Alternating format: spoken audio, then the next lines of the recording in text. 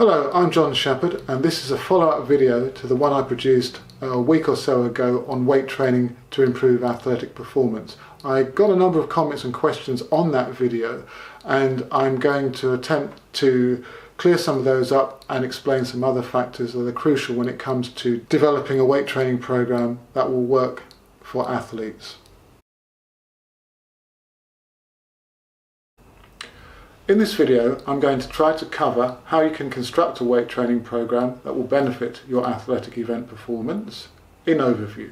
I'm also going to talk about some influencing factors and variables that you can include in your weight training.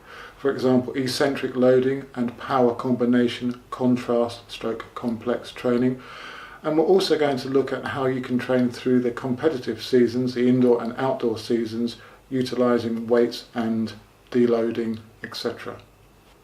So how do you construct a weight training program that will improve and enhance your performance across the training year? Much will depend on the athlete's maturity, i.e. how much training they've done before in general and how much they've done specifically with weights.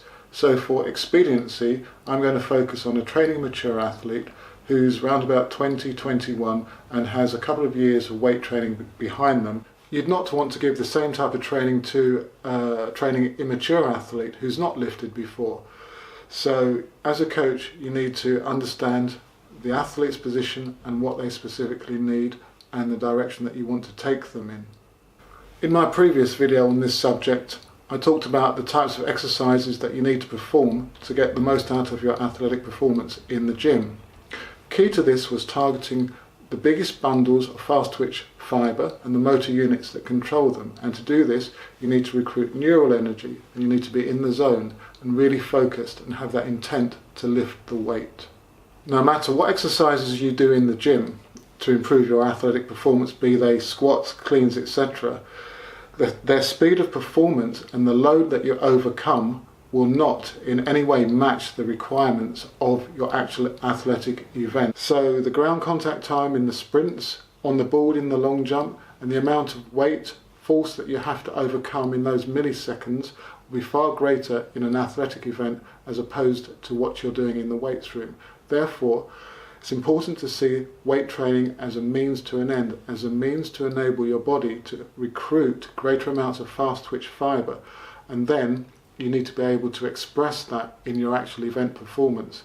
If you fail to realise that, you'll become a weightlifter and not an athlete.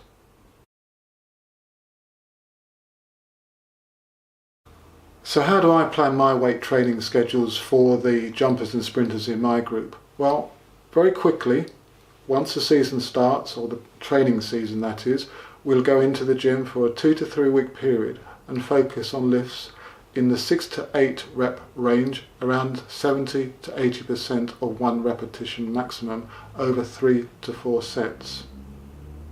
This short phase is about preparation for the heavier load weight training that will follow. Basically thereafter we perform 2 weight training sessions a week using the heavy load low rep principle, with the athletes attempting to move the weight as quickly as possible in order to achieve that high level of neural excitement and fast twitch motor unit muscle fibre recruitment. Now of course there will be some variation to those sessions and I'll try to explain more about that a little bit later into the video.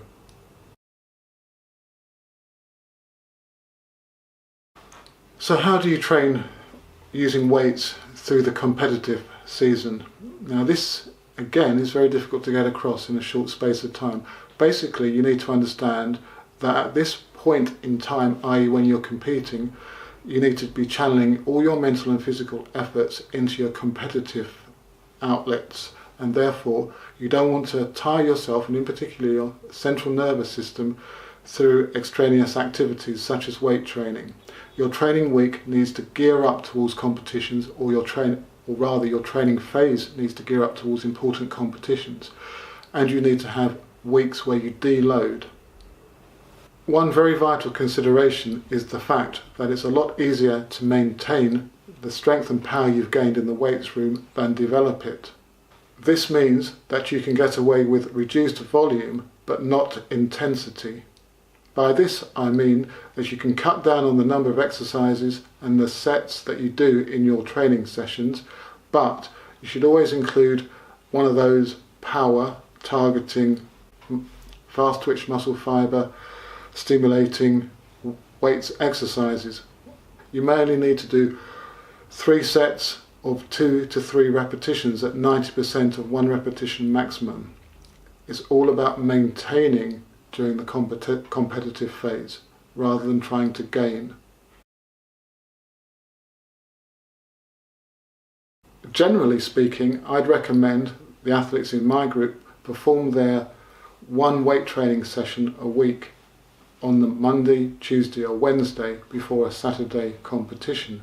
However, I'm going to say later in this video that this may not apply to all.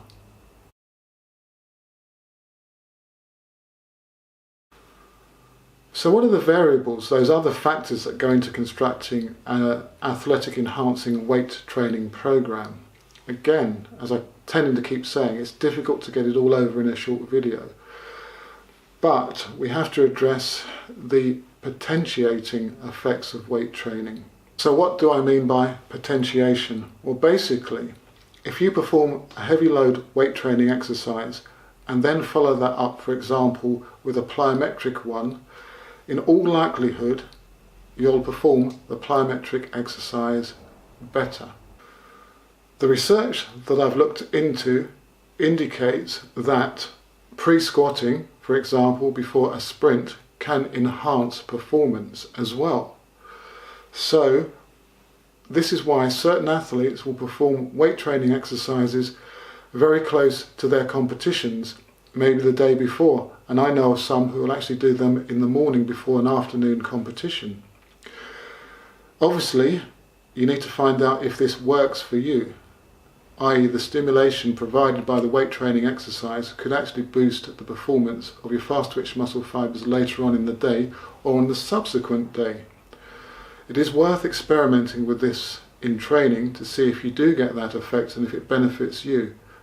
However, if you do this, it's only a few weights exercises and it's again at that heavy load. It might just be 1 to 2 sets of squats at 4 reps with 90% on the bar.